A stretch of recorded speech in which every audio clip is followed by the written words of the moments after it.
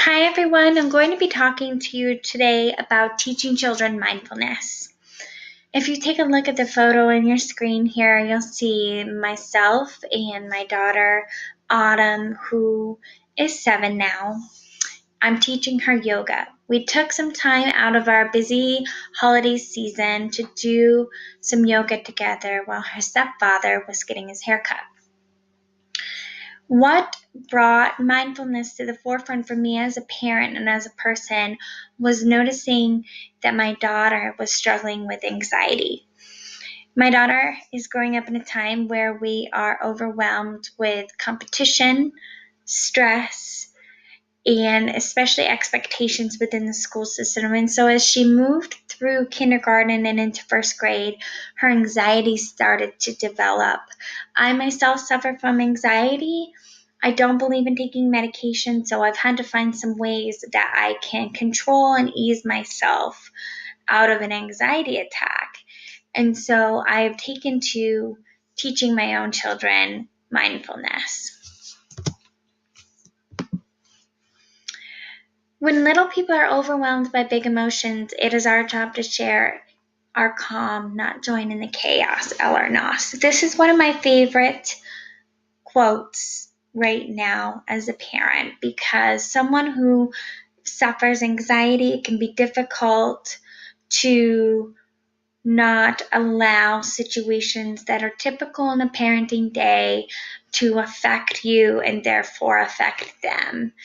It's kind of like a cycle of everyone's amped up and anxious. And so teaching myself how to take time out of my day to stretch and practice yoga, and teaching my children to stretch, take that 10 minutes out of the day to really relax your body, calm your mind, bring yourself back to square one, has been beneficial for all of us. Another way that we have found some peace in an anxious world has been to cook together. This has been good for my children because now they're more apt to eat foods that they've never tried before. For example, we got them to eat beef stroganoff last weekend because we cooked together.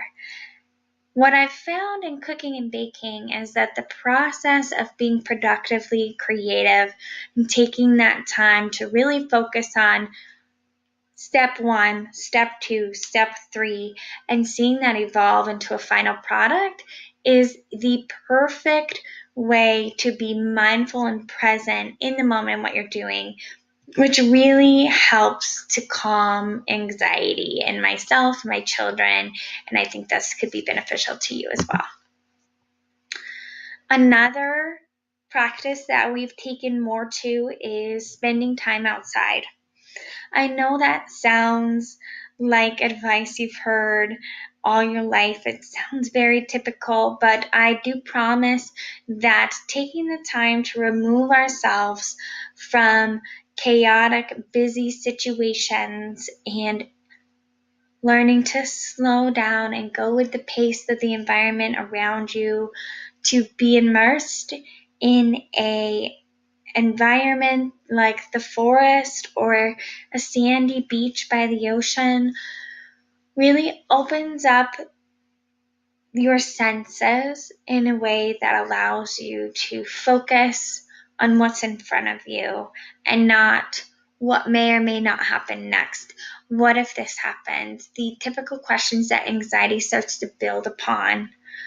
Being in a slower, calmer, more open and free environment, free of social expectations or free of expectations of ourselves because we're in this new environment, has been beneficial to my children and I for practicing those moments of mindfulness and truly easing anxiety. Here you'll see my daughter Autumn over Memorial Day weekend. We went and we stayed in a cabin up on Mouse Bay in Colchester, Vermont. The joy that I saw on her face is unmatched by anything else. We had a no screen weekend. It was simply quality time with me, herself, and her sister, Haley, who is a year younger.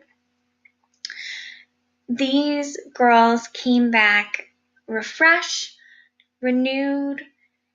They did better in school that week. They slept better. And I truly believe that having that weekend where we shut ourselves off from items like screens or social enigmas or pushing ourselves to follow a schedule that caused undue stress was what gave them that breather. And within that time on the beach, I found her picking up sticks repetitively, or picking up stones and putting them in one spot. And that is a practice of mindfulness as well. When you're able to take your mind and you're able to slow it down into one task, that really slows your breathing and slows your mind down. That is mindfulness. And so with that, I hope these few tips have helped you today, and I look forward to speaking with you again.